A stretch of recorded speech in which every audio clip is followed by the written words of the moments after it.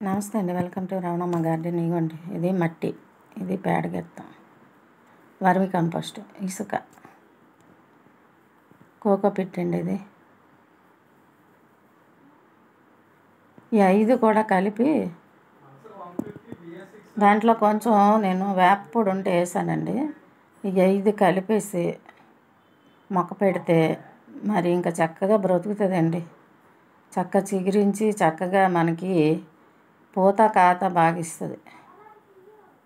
బాగా కాపు ఎక్కువగా కాస్తుందండి. ఇలా మొక్క స్టార్టింగ్లోనే ఇలా కలిపి మనం పెట్టేసుకున్నామంటే చాలా బాగుంటాయి మొక్కలు వేస్తే మాత్రం.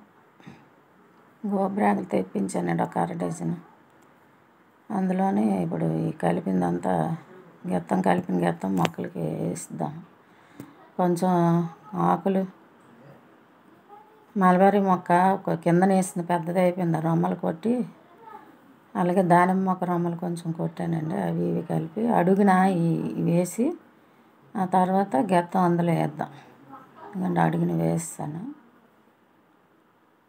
అప్పుడు కొంచెం గెత్తం దాన్ని వేసేస్తే బాగుంటుంది మొక్క.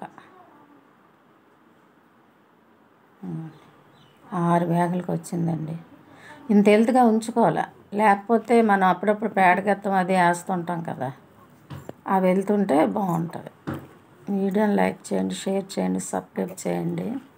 ఇలా గెత్తం కలుపుకొని ఎత్తుకుంటే